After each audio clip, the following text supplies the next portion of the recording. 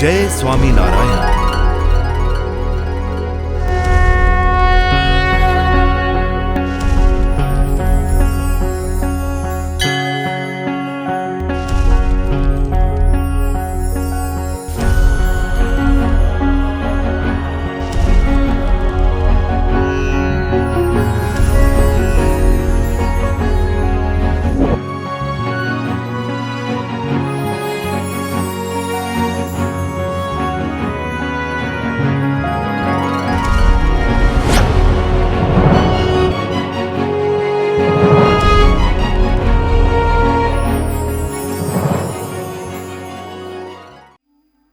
દાદાના દરબાર ગઢની આ દિવ્ય પાવનકારી ભૂમિમાં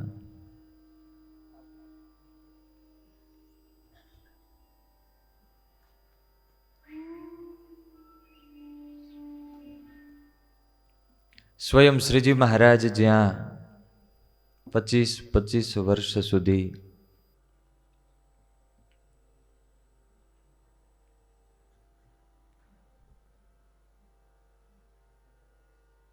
પોતાનું ઘર માનીને મહારાજ રહ્યા,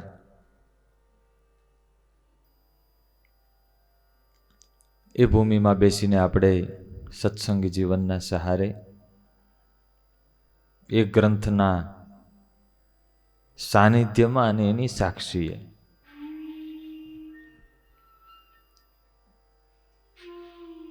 સત્સંગી જીવનની વિશાળતા પ્રમાણે એમાં ગઢપુર લીલા, અન્નકૂટની લીલા સ્વામીએ બહુ વિસ્તારથી લખેલી છે, બીજી લીલાઓ બહુ સંક્ષેપમાં છે. એટલે કદાચ કોઈ સત્સંગી જીવનના ભૂમિયા હોય તો એમ થાય કે આમાં સત્સંગી જીવનનું તો ખાલી નામ છે એવું લાગે, સાહજિક છે.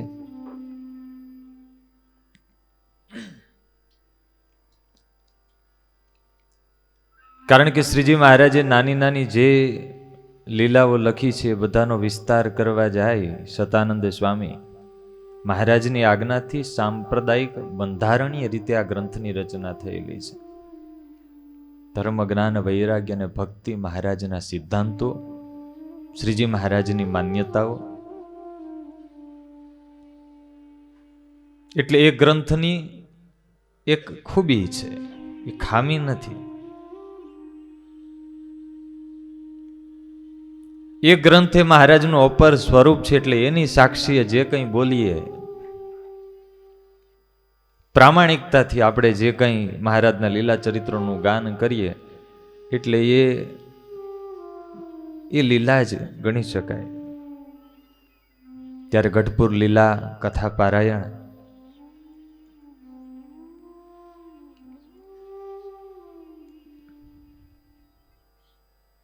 શ્રીજી મહારાજના દિવ્ય એ ચરિત્રો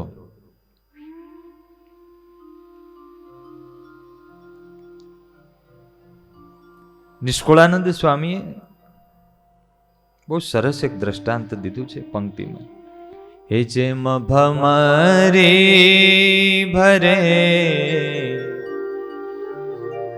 ભારે ચટકો. તમે જોયું છે ખેતરમાં ભમરી હોય ને, ઈયળ પકડી આવે. કેટલા ભક્તોએ જોયું છે આ દ્રશ્ય? મેં જોયું છે નજરે. ઈયળ પકડી આવે પછી જ્યાં જગ્યા હોય ત્યાં ખાંચે ખૂંચીમાં પેલો માટીનું એનો બોણ કરેલું હોય, કાં તો બારીમાં ક્યાંક કરેલું હોય. નવસારી સંત પાઠશાળામાં સંગીતનો એક ક્લાસ છે, એની બારીમાં બહુ પોળા, કારણ કે ત્યાં ખેતર જંગલ જ છે, જંગલની વચ્ચે આશ્રમ છે. અમુક પ્રકારની સ્પેશિયલ ઈળને જ પકડે. ઈયળને પકડી સાથે ભીની માટી લેતી આવે ભમરી, અને પેલું જે આખું માટીનું ઘર બનાવ્યું હોય એમાં જરાક ટકોરો મારે એટલે કાણું પડી જાય, એટલે ઈયળને એમાંથી પાછળથી ધક્કો મારીને અંદર મૂકી દે. અને પછી પેલી જે માટી સાથે લાવી હોય ભમરી એ પેક કરી દે. એટલે ઈયળ થઈ ગઈ અલગ અલગ એની અંદર ઘર હોય, એક એકમાં બે બે ત્રણ ત્રણ જેવડું ઘર ઈયળો ભરેલી હોય. અને પછી એ ભમરી શું કરે? ઉપર ગુંજારવ કરે. શું કરે? એકદમ એરટાઈટ કંઈ પેક હોય અને ગુંજારવ થાય તો અનેક ગણો ગુંજારવ થાય. બહારથી થોડો ગુંજારવ હોય પણ અંદર પડઘા પડતા હોય, ચટકા ભરે બહારથી. જેમ ભમરી ભરે ભારે ચટકો. શું કામ? પલટાવા ઈયળનો અંગ, પલટાવા ઈયળનો અંગ. ભમરીને તાન છે કે આ ઈયળ એને મારે મારી જેવી ભમરી કરી દેવી છે. ઈયળ તો બિચારી ચેપાઈ જાય જરા કોઈનો પગ આવે તો, પણ ભમરી થઈ જાય તો પછી એને કોઈ અડી ના શકે. જ્યાં ઉડવું હોય ત્યાં ઉડીને જઈ શકે, પાંખો ફૂટી જાય.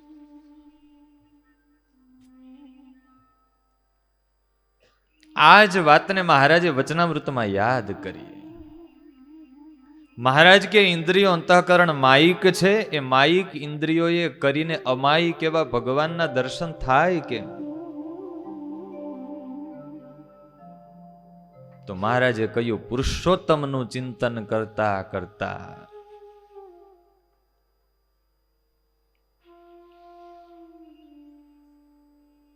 ઇન્દ્રિયો અંતઃકરણ પુરુષોત્તમ તુલ્ય દિવ્ય બની જાય છે. મહારાજે શબ્દ વાપર્યો, પુરુષોત્તમ રૂપ બની જાય છે.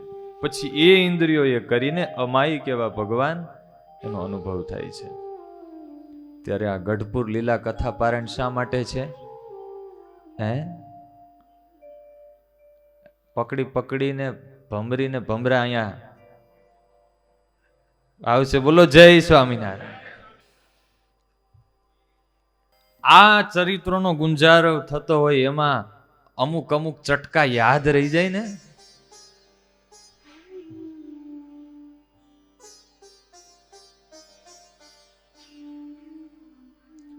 આ સ્થાન એવું છે, માહોલ એવો છે, દરેકના ઉદ્ગાર. અમે તો આટલા સંતો, ઘણા સંતો અહીંયા 6 દિવસથી બિરાજીએ છીએ. એક દિવસ જે સાધુ રહીને ગયા છે અહીંયા, આમ જવાનું થાય ને, નીકળવાનું થાય. ઘણીવાર આગળ કાર્યક્રમો ગોઠવાઈ ગયેલા હોય, ધનુર્માસ છે, એક સેશન ખાલી ચાખી ગયા હોય આ માહોલમાં. આ અહેસાસ, અનુભવ એ કથાનો નથી, વક્તાનો નથી. શેનો છે? આ સ્થાનનો છે. એક સેશન ચાખી ગયા હોય ને પછી જવું પડે એમ હોય તો આમ માંડ માંડ આમ ગાડીમાં બેસવાનું મન ન થાય એવું લાગે. ઘણા સંતો તો કહેતા હતા કે લે પૂરું.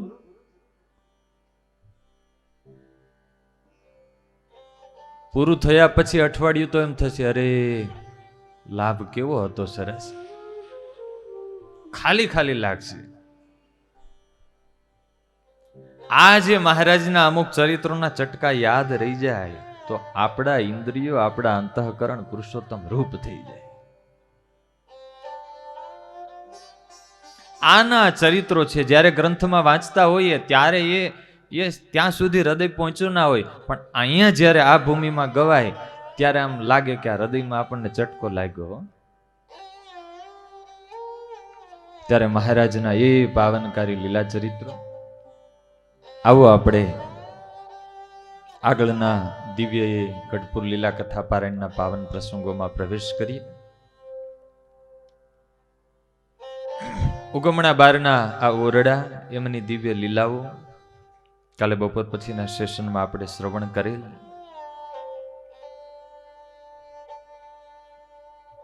આખો એ દરબારગઢ દિવ્ય એટલા માટે છે કે આનો એકે એક ખૂણો, એક વેત જેટલી એ જગ્યા એવી નથી જ્યાં મહારાજે ડગલું મૂકીને કઈ નવી ચેષ્ટા ન કરી હોય. મહારાજ અહીંયા બિરાજીતા ઓરડે અવિધા ગામ. કોઈ સાધુના સમાગમથી એક નવા ભગત થયેલા અવિચળ ભગત એનું નામ.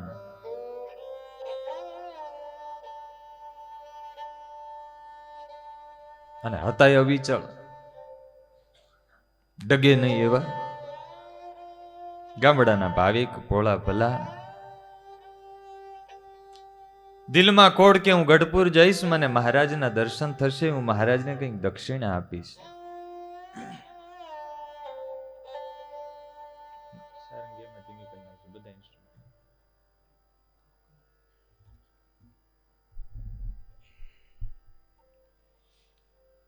મહારાજને આવીને અહીંયા દર્શન કર્યા, મહારાજને દંડવટ કર્યા, પ્રણામ કર્યા, અને પછી ખિસ્સામાંથી દક્ષિણા કાઢી. એમાં જૂના જમાનામાં તો આજની જેવી કઈ 500ની નોટો કે 2000ની નોટો હતી નહીં, એટલે પેલા સિક્કા હોય એટલે આમ ખિસ્સામાંથી જૂના દાદા મંદિરે જઈને ખિસ્સામાંથી જે રૂપિયા કાઢતા હોય દ્રશ્ય આમ દર્શન કર્યા જેવું હોય. ભાવશે બોલો જય સ્વામિનારાયણ. એટલે આમ કાઢીને બધા આમ જોતા હોય ને, બધા આમ આમ આમ ગોતતા હોય. ભગત ભલા એ જમાનામાં તો 10 પૈસા એ બહુ કહેવાતા. 10 પૈસા એવું કહેવાતું કે રૂપિયો તો કે ગાડાના પૈડા જેવું.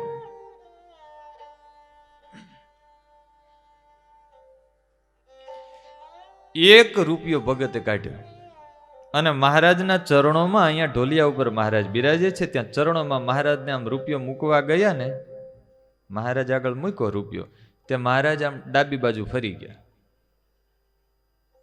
ડાબી બાજુ એટલે ભગતને એમ કે મહારાજને મેં દક્ષિણા આપીને કેમ ફરી ગયા? એટલે ભગતને થયું ઠીક, આ બાજુનું કઈ શુકન હારું નહીં હોય, કદાચ વિધિ વિધાન એવા હશે કે અહીંયા દક્ષિણા આ દિશામાં નહીં અર્પણ કરાતી હોય.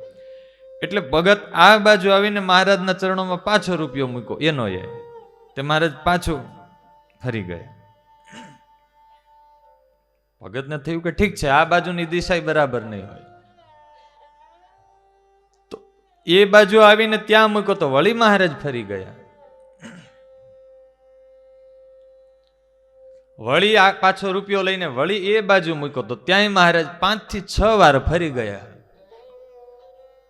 એટલે ભગતના મનમાં એમ થયું કે આ દિશા તો બધી બરાબર છે, આજે ઠાકોરજી કંઈક નવું ધાર્યું લાગે છે. ગામડાના ભગત એણે કહ્યું કે મહારાજ, આ ક્યારનો તમારી આગળ રૂપિયો ધરું છું, તમે રૂપિયાની હામું કેમ નથી જોતા? તમે મહારાજ, તમને ખબર છે તમારી આગળ તો અહીંયા સીધા રૂપિયા આવે છે, એટલે તમને રૂપિયાનું મૂલ ન હોય. મહારાજને કેવો પ્રેમથી કે મહારાજ, એ 100 હાથ ખોદીએ ને તોય પાણી ને પાણો નીકળે, પણ રૂપિયો ન નીકળે. રૂપિયો આવો મહારાજ મોંઘો ને અઘરો છે. મહારાજ હસવા માંડ્યા. મહારાજ કે તારા મોઢે અમારે બધાને રૂપિયાનો મહિમા સમજાવો હતો ને, એટલે મહારાજ કે મેં લીલા કરી. આ ઉગમણા બારના ઓરડા પરમ ચૈતન્યાનંદ સ્વામીએ લખ્યું છે, એની ઓસરીના 7 ખંડ છે. ગણવા છે? હાલો બોલતા જાવ. એકડા કેમ ભૂલી ગયા છો? 2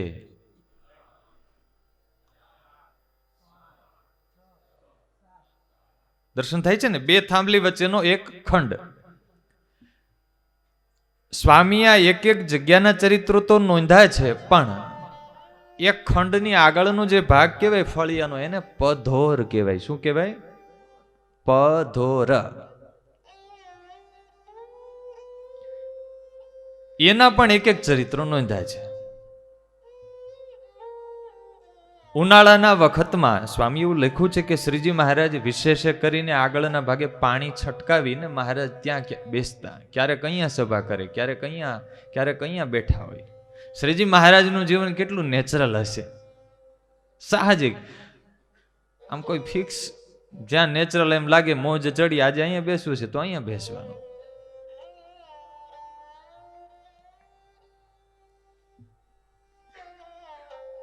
એમાં શ્રીજી મહારાજ ઉગમણા બારના ઓરડાની દક્ષિણાદી કોર,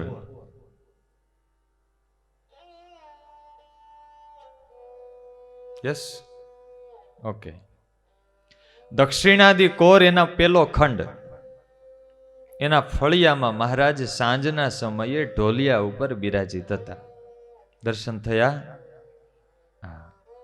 કેવા વસ્ત્રો ધાર્યા છે, આમ હાથ જોડીને પ્રણામ કરો. ત્યાં મહારાજ બેઠા છે, શ્વેત વસ્ત્રો ધાર્યા છે. ગુલાબના મહારાજે હાર ધારણ કર્યા છે. મુક્તાનંદ સ્વામી, બ્રહ્માનંદ સ્વામી, બ્રહ્માનંદ સ્વામી બિરાજિત છે. પ્રેમાનંદ સ્વામી છે. મોટા જોગાનંદ સ્વામી છે. સંતો ક્યાં બેઠા હશે? બિપિનભાઈ, તમે બેઠા છો ને ત્યાં. અને સંતો કીર્તન ગાતા હતા. સંધ્યાનો સમય છે, સાંજનો. એવા પ્રેમ ભાવથી સંતો કીર્તનનું ગાન કરે છે. હવે આપણે ગોપીનાથજી મહારાજ આગળ એવા મોટા અવાજે કીર્તન ગાતા હોઈએ અને બાજુમાં વાસુદેવ નારાયણ, એની બાજુમાં એક ખંડમાં કોઈ ઉભા રહીને કોઈ બીજા ભગત ત્યાં મોટા અવાજે કીર્તન ચાલુ કરે તો શું થાય? મિક્સઅપ થાય ને અવાજ. સંતો એટલા સરસ કીર્તન ગાતા હતા. ત્યાં એવો જ કઈ સંગીતનો બીજો અવાજ સંભળાવાનો ચાલુ થયો. આમ એવા સુંદર વિવિધ પ્રકારના વાદ્ય સંભળાય. સિતાર, સરોદ, સારંગી, વીણા, મોહન વીણા, તંબુરો. હવે સંતો ગાતા હતા, બીજો અવાજ ચાલુ થયો સંગીતનો, કઈ રાગ રાગણીનો. એટલે બધા સંતોને થયું આજુબાજુ તો કોઈ નથી. સંતોનો પોતાનો અવાજ સંભળાતો બંધ થઈ ગયો. અને ગાનારાને કે બોલનારાને એવું હોય, એને ફીડબેક ના મળે ને એટલે શબ્દ નીકળે નહીં. એને પોતાનો અવાજ બેક સંભળાય તો જે બોલી શકે કે ગાઈ શકે. એટલે આગળ બેકિંગ મૂકે ને વક્તાને.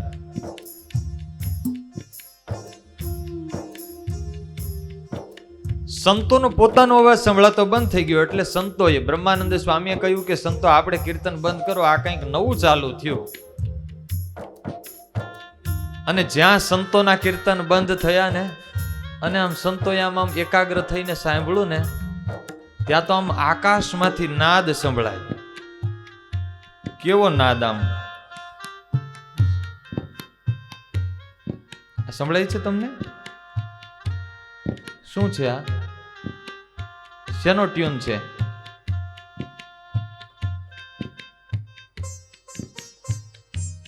આ બહુ જાણીતું પદ છે. એ બરાબર આપો ટ્યુન.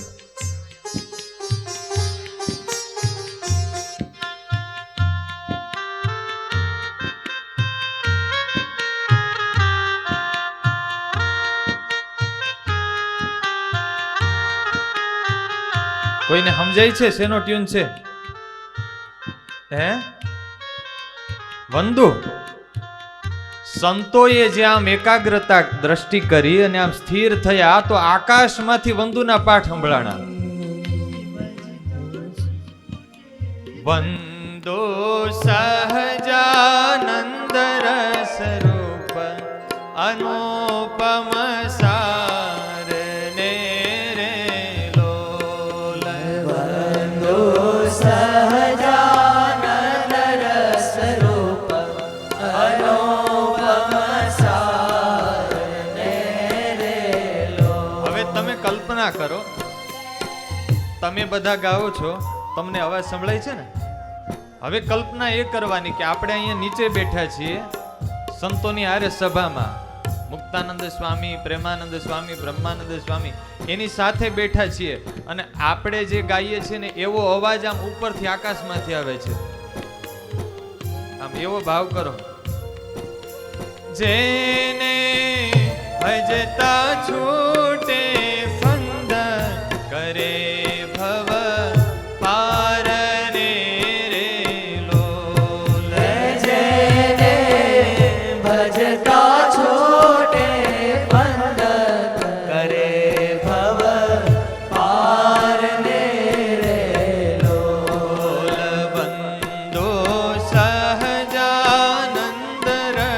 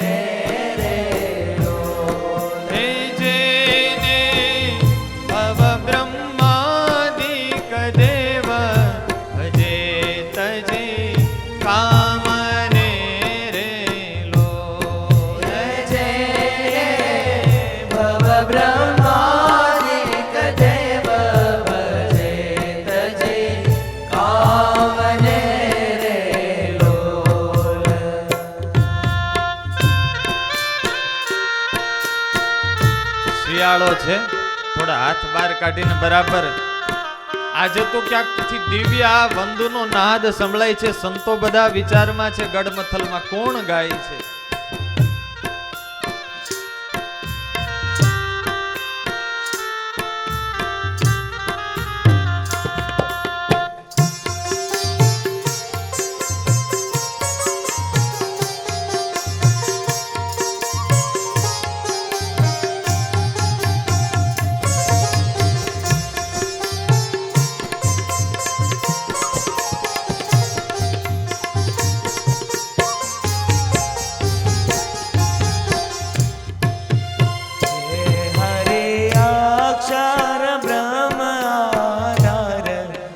पार कोई नव लहरे लोल जे हरे अक्षर ब्रह्म आधार के पार कोई नव लहरे लोल जेने शेष सहस्त्र मुख गायनी गमने भी कहे रे लोल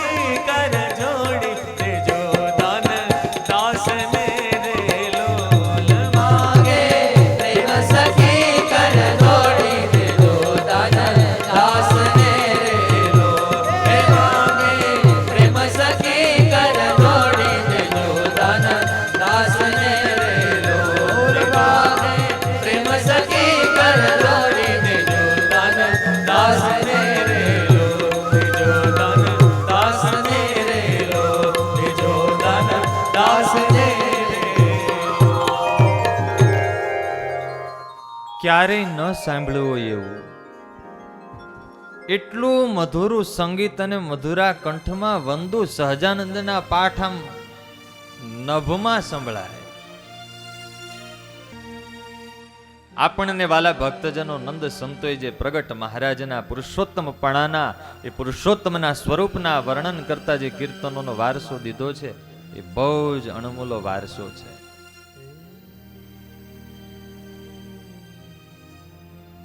શ્રીજી મહારાજ એવું બોલ્યા કે આ સમયને વિશે પાપી જીવ હશે પણ એ પણ આ કીર્તન બોલશે કે સાંભળશે તો મહારાજ કે એનું પણ પરમ કલ્યાણ થશે. નિષ્કુળાનંદ સ્વામી આ બિરુદને યાદ કરીને પુરુષોત્તમ પ્રકાશમાં વર્ણવ્યું છે. છંદ અષ્ટક ને વળી શ્લોક રે સુણે ભણે પહોંચે બ્રહ્મલોક રે.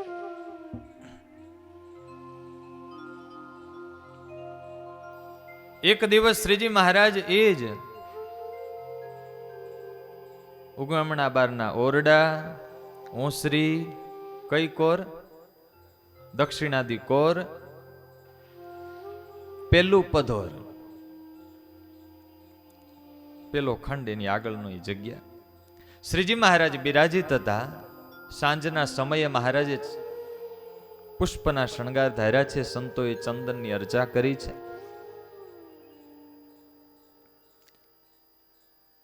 મહારાજે કહ્યું આવો સંતો આપણે મળીએ.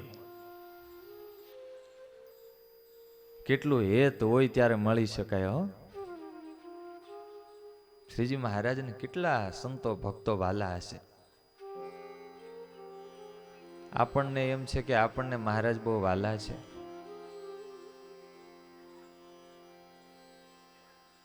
આપણને મહારાજ ઉપર વધારે વાલ છે કે મહારાજને આપણા ઉપર? આ ચરિત્રો શા માટે સાંભળવાના છે ખબર છે? તમને કોનામાં યાદ થાય ખબર છે? કોનામાં થાય? એમ નહીં, જનરલી હું જનરલી પૂછું છું.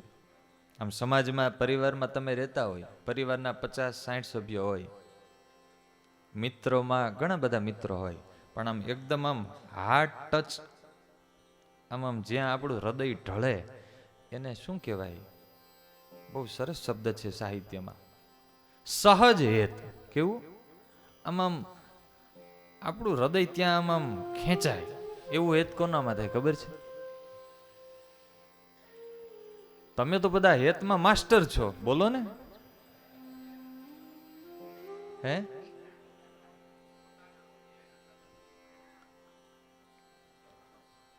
હું સ્પેશિયલ હેતની વાત કરું છું. સ્પેશિયલ હેત ક્યાં થાય? આમાં આપણું હૃદય સાહજિક તો બધામાં હોય. આમાં રવજી ભગત કે બોલાય એવું નથી.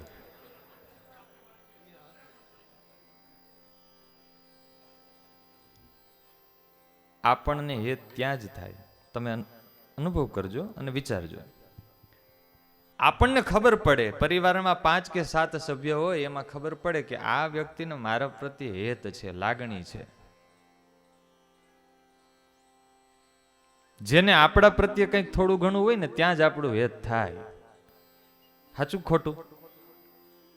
તમારા પરિવારના 25 સભ્યોમાં તમે નજર કરજો, આપણામાં જેને કંઈક ઇન્ટરેસ્ટ હશે, રસ હશે, અને આપણા ઉપર જેને હેત હશે ને આપણને પછી ખબર હોય કે આની મારી ઉપર હેત છે, તો એની ઉપર આપણને હેત થાય. Right or wrong? તપાસ કરો. 4 દીકરા દીકરી હોય પણ એ 4 માંથી વધારે કોના ઉપર થાય? તો કે આપણા ઉપર જેને કંઈક આપણને ખબર પડે કે એને મારા ઉપર બહુ લાગણી છે. એટલે સંબંધોની શરૂઆત, પ્રેમની શરૂઆત ત્યાંથી જ થાય. સાથે ભણતા હોય કે સાથે રહેતા હોય તો ચેટિંગ ચાલુ થાય, ખબર પડે કે આ વ્યક્તિને મારામાં કંઈક ઇન્ટરેસ્ટ છે. સમજાય છે ને? તમે બધા અનુભવી છો. તો મારે તમને એ કહેવું છે કે આ ચરિત્રો સાંભળીને આપણે એ વિચારવાનું છે કે મહારાજને આપણા ઉપર કેવું વાલ છે, મહારાજને આપણા ઉપર કેટલું હેત છે, સંતો ભક્તો ઉપર. એનો જે થાય એના ઉપર. અત્યારે ભલે મહારાજ આમ પ્રત્યક્ષ આપણી સાથે બોલતા ચાલતા કે ભેટતા આમ નથી, પણ શ્રીજી મહારાજ હયાત હતા ને સંતો ભક્તોને જે સુખ આપતા. હેત વિના થયા. તમે સાચું બોલજો, તમે તમારા આમ દીકરાને વર્ષમાં કેટલી વાર આમ પીરસીને જમાડો છો, કેટલી વાર ભેટો છો? તો આવડા મોટા ભગવાન, એનો પ્રોટોકોલ તો હોય ને કંઈક. હે, એ મોદી ખાલી આમ હાથ જ મિલાવે, એ કઈ આમ બાથમાં ઘાલીને, એ તો કોઈક વળી એનો પ્રોટોકોલ હોય. પણ એ ઠાકોરજી એનો પ્રોટોકોલ છોડીને વારે વારે જ્યારે તક મળે એમ લાગે કે આજે સંતોને મળવું છે, આવો સંતો મળીએ એમ કરીને એક એકને બાથમાં ઘાલીને પેટે માથે હાથ મૂકે, છાતીમાં ચરણારવિંદ આપે, ખબર અંતર પૂછે, એક એકનું કાળજી લે, ધ્યાન રાખે. આગળ ચરિત્રો આવે છે. તો એ શ્રીજી મહારાજ કઈ એને કાળ કર્મનું કે સમયનું બંધન નથી કે એ વખતે મહારાજને હેત હતું, અહીંયા હાજર હતા એટલે. અત્યારે હવે ઓછું થઈ ગયું, હવે કોઈના ઉપર હેત રહ્યું નથી, આપણા ઉપર તો હશે. જેવું મહારાજને એ વખતે સંતો હયાત હતા ને જેમ મહારાજ વાલ વરસાવતા, જેવું હેત હતું એવું ને એવું હેત આજે આપણા ઉપર છે મહારાજને. તો આ બિંદુ તમે જેટલું યાદ કરો ને જેટલું આ બિંદુનું ચિંતન કરો એટલું મહારાજમાં તમને હેત થાય. પૌત્રમાં હું કામ હેત થાય? હે, વ્યાજમાં હું કામ થાય? દીકરા કરતા દીકરામાં શું કામ હેત થાય? તો કે દાદા દાદા એવું કાલું કાલું બોલતો હોય, દાદાના કાન ખેંચતો હોય, નાક ખેંચતો હોય, વાળ ખેંચતો હોય. હવે મોટો તો દીકરો તો કઈ હવે હામુય ના જોતો હોય, એટલે દાદાને એમ થાય કે આને તો મારામાં રસ નથી, હવે આને મારામાં. એ નાના પૌત્રાને આપણામાં રસ દેખાય ને આપણા ઉપર હેત દેખાય એટલે આપણું હેત ત્યાં ચાલુ થાય. સાચું ખોટું? બસ જે આપણે ત્યાં પ્રોસેસ કરીએ છીએ એ જ અહીંયા કરવાની છે. ત્યાં તો સામે છે એટલે આપણે માણીએ છીએ એનું હેત.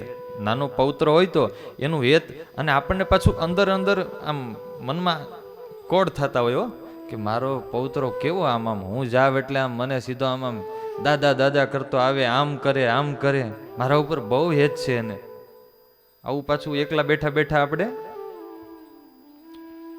એને જેમ વાગોળીએ છીએ એમ આ વાગોળવાનું. શ્રીજી મહારાજે કહ્યું આવો સંતો ભેટીએ. એક એક સંતોને બાથમાં ગાલીને ભેટવા લાગ્યા. એમાં 4-5 સંતો બાકી રહ્યા એટલે મહારાજ એમ હાથ ઊંચા કરી દેતા. મહારાજ કે હવે ભેટવાનું બંધ. સંતોએ પૂછ્યું કેમ મહારાજ? મહારાજ કે આમાં ચોર કેટલા ઘૂસી ગયા.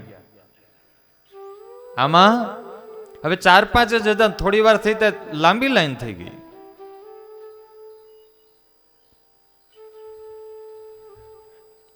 એટલે સંતોએ કહ્યું મહારાજ અહીંયા ચોર ક્યાંથી હોય? મહારાજ કે આવ્યા છે. નિત્યાનંદ સ્વામી કે મહારાજ તો આપણે ચોરને પકડવા જોઈએ, કોણ છે બતાવો. એક વખત શ્રીજી મહારાજ ઉગમણા બારના ઓરડા એનો વચલો ખંડ, બસ બરાબર મહારાજ યોગ્ય જગ્યાએ દર્શન આપી રહ્યા છે. વધાવો તાલીઓથી મહારાજ. ત્યાં જ શ્રીજી મહારાજ આગળના ભાગે ફળીમાં બિરાજિત. સાંજનો સમય. એ વખતે વડતાલથી જુહાજી પાર્ષદ ભગત બ્રહ્માનંદ સ્વામીનો પત્ર લઈને આવ્યા.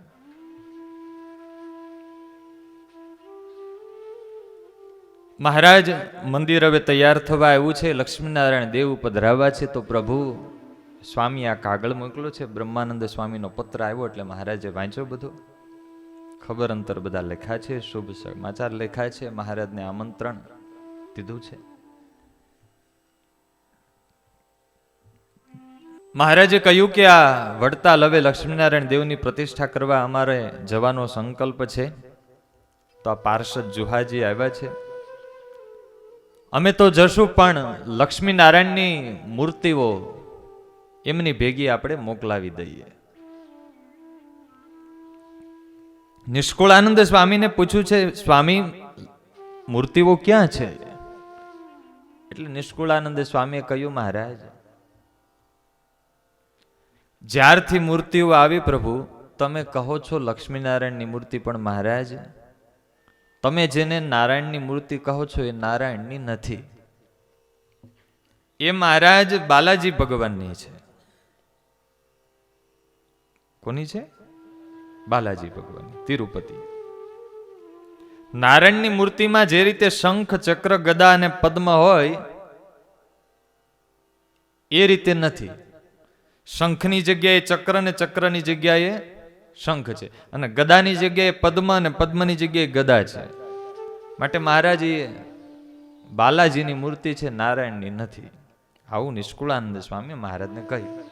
મહારાજ કે સ્વામી બરાબર જ છે, એ નારાયણની જ મૂર્તિ છે. એ બધું શંખ, ચક્ર, ગદા, પદ્મ એ બરાબર છે. અરે મહારાજ, મેં બરાબર આમ નજર કરીને જોયું છે કે મહારાજ એ રીતે બાલાજીની જેમ જ શંખ, ચક્ર, ગદા, પદ્મ આયુધ છે પ્રભુ. મહારાજ કે સ્વામી પણ બરાબર છે, લેતા હો. એટલે નિષ્કુળાનંદ સ્વામીએ કહ્યું, મહારાજ મેં મારી એકલાની આંખે નથી જોયું. મહારાજ આપણે કંઈક નારાયણની મૂર્તિની બીજી વ્યવસ્થા કરવી પડશે. મહારાજ કે પણ સ્વામી બરાબર છે. અરે મહારાજ, બીજી 50 આંખો એ ભક્તો એ બધાએ જોયું છે, બધાને ખબર છે. મહારાજ આગ્રહ કરે છે, સ્વામી કે છે મહારાજ નારાયણની મૂર્તિ નથી, આયુધ અલગ છે.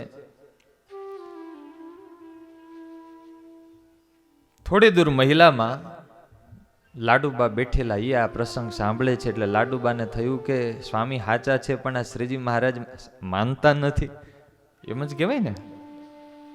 એટલે લાડુબાએ મહિલાઓની સભામાંથી એવું બોલ્યા કે મહારાજ, નિષ્કુળાનંદ સ્વામી કે છે એ બરાબર છે, આયુધ છે એ નારાયણની મૂર્તિ પ્રમાણેના નથી. મહારાજ કે પણ અમે કહીએ છીએ બરાબર છે, લેતા હો. આટલો પછી આગ્રહ મહારાજે કર્યો. એટલે સંતો મૂર્તિ લાવ્યા. મૂર્તિ જ્યાં લાવ્યા અને અહીં મહારાજ આગળ ખોલીને વાલા ભક્તજનો હતા બાલાજીની મૂર્તિ પ્રમાણેના આયુધો, પણ જ્યાં મૂર્તિ ખોલી ત્યાં તો યથાવત ભગવાન નારાયણની મૂર્તિ પ્રમાણેના આયુધો થઈ ગયા.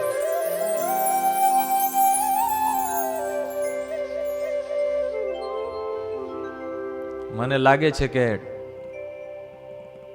ઠાકોરજી આમ ઉલટા સુલટા એક હાથમાંથી બીજા હાથમાં લઈ લીધા હશે કે હવે ભગવાનની આજ્ઞા થઈ. અને શ્રીજી મહારાજે એ મૂર્તિ પછી જુહાજી પાર્ષદ સાથે ભગત સાથે વડતાલ મોકલી.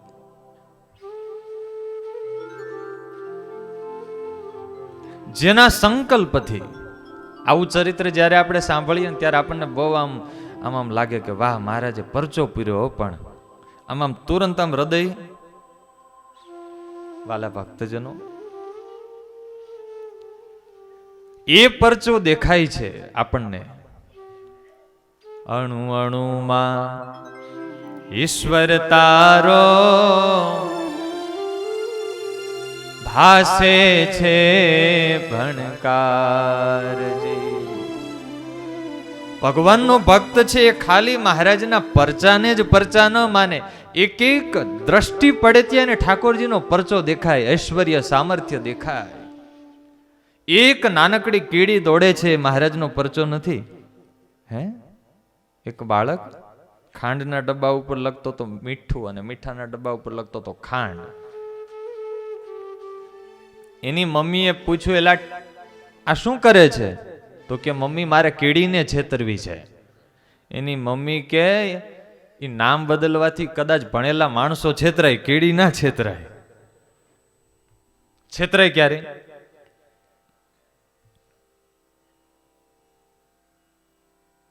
એક મધમાખી ઉડે છે, તમે ઉડતી જોઈ મધમાખીને?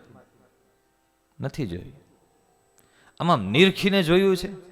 એની પાંખો જે સ્પીડથી આમ ફફડતી હોય, કેટલી સ્પીડથી. આપણે એટલા બધા બુદ્ધિને આધીન થઈ ગયા છીએ કે આપણને કોઈ નવીનતા સૃષ્ટિમાં દેખાતી જ નથી.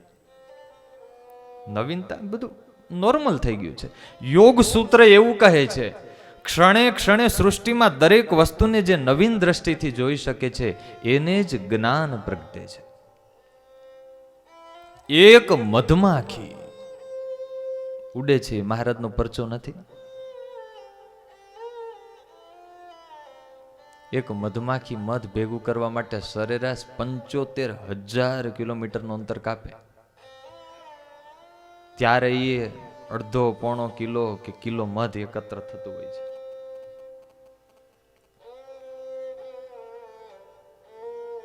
ફૂલ ખીલે છે એ પરચો નથી ભગવાનનો.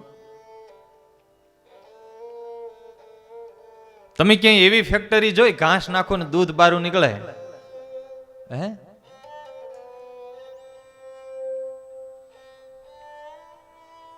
જોઈ છે? ગામડે રહેતા હોય એને હોય.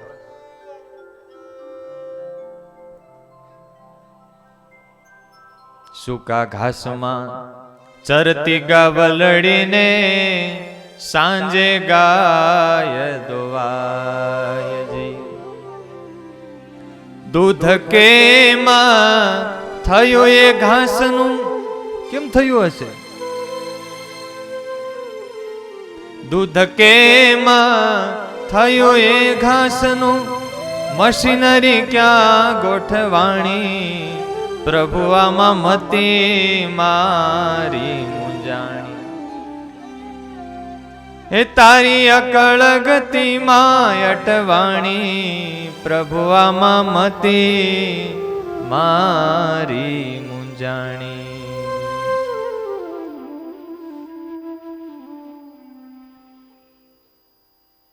આમ તો હસામણી વાત છે પણ બહુ વિચારણીય છે, સામાન્ય લાગે. હવે એ બકરીના પેટમાં ભગવાને ડાઈ ક્યાં મૂકી હશે? એક સરખી લીંડીઓ પડે, જોઈ છે ને? વિચાર તો કરો.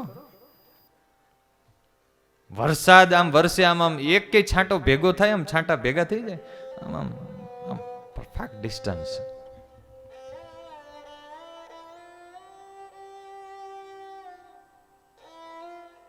પક્ષીઓ છે એની ક્યાંય ટ્રેનિંગ સેન્ટરો કે પાઠશાળા ચાલે છે? વૈજ્ઞાનિકોએ પરીક્ષણ કર્યું, અમુક પક્ષીઓને પ્રયોગશાળામાં રાખ્યા, એના બચ્ચા થયા એની ત્યાં જ ઉછેર્યા, એના બચ્ચા થયા એવી જગ્યાએ રાખ્યા કે જ્યાં એના બચ્ચાને બહારનું કોઈ દ્રશ્ય કે બીજો પક્ષી માળો કરતું જોવા ન મળે. 7 પેઢી ત્યાં ને ત્યાં ઉછેરી, અને 8મી પેઢીએ પ્રયોગશાળામાંથી એ પક્ષીઓને જ્યારે ખુલ્લા વગડામાં જંગલમાં છોડવામાં આવ્યા, ત્યારે એના બાપ દાદા જે પ્રકારના તણખલા શોધતા હતા એવા જ તણખલા શોધ્યા અને એ પ્રકારનો જ માળો બાંધ્યો. તમને ખબર છે ને, બધા પક્ષીઓના અલગ અલગ તણખલા હોય, એના માળાની પેટર્ન અલગ અલગ હોય. આ સુગરી તમે જુઓ, આમ હકીકતમાં સુગરીનો માળો આમ બરાબર આમ ખોલીને કોણે જોયો છે? અંદર હિંચકા હોય, ખબર છે કેટલું હોય અંદર? આ કીડીઓના જે મોટા મોટા દર હોય ને, એની અંદર રાણીનું એનો ફ્લેટ અલગ હોય, રાજાનો ફ્લેટ અલગ હોય, વજીરનો અલગ હોય, પ્રધાનનો અલગ હોય. આપણને એમ કે આપણે જ રાજા રાણીની જેમ આપણે અલગ અલગ રૂમ ને ફ્લેટ રાખીએ, એ નહીં છે ભાઈ ધોમધોમ સાહેબી.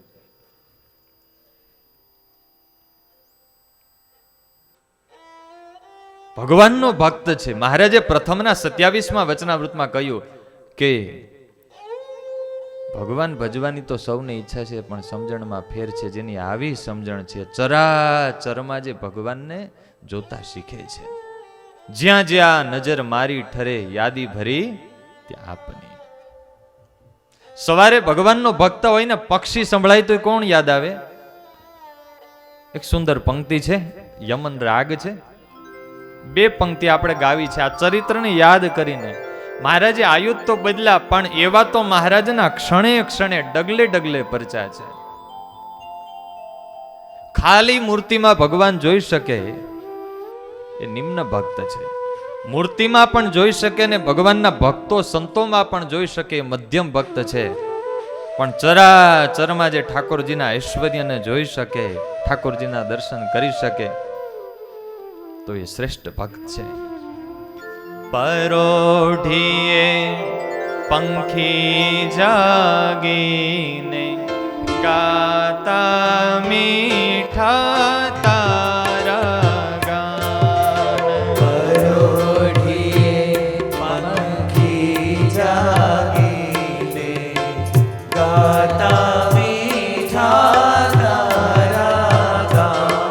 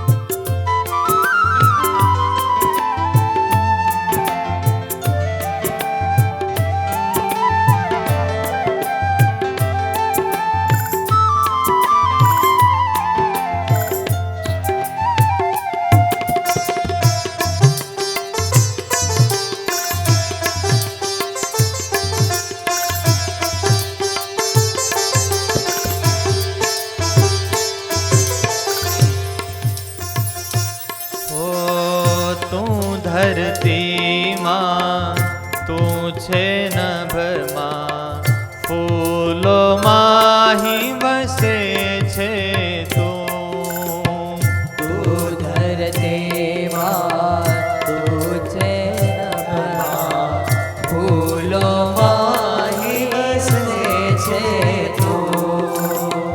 તું ધરતીમાં તું છે નભમાં ફૂલો માહી વસે છે તું ધરતીમાં તું છે નભમાં ફૂલોમાં વસે છે ચાંદા સૂરજ માએ તું છે ચાંદ સૂરજ માએ તું છે ચાંદા સૂરજ માએ તું છે ચાંદ સૂરજ માએ તું છે ફૂલો માહી હસે છે ફૂલોમાં વસે છે ફૂલો માહી હસે છે ફૂલોમાં હસે છે પરોઢીએ પંખી જાગીને ગાતા મીઠા તારા ગાન પરોઢીએ પંખી જાગીને ગાતા મીઠા તારા ગાન ગાતા મીઠા તારા ગાન ગાતા મીઠા તારા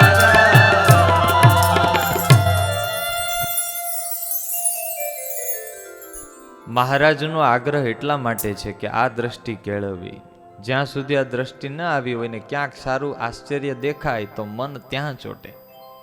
ભગવાનનો ભક્ત છે ને સરસ મધુરો મજાનો આમ પવન વાતો હોય ને, ઉનાળાનો તાપ હોય અને એ સમયે આમ સરસ મજાની પવનની લહેરખીને મીઠી સુગંધ આમ જમીનમાંથી છૂટતી હોય.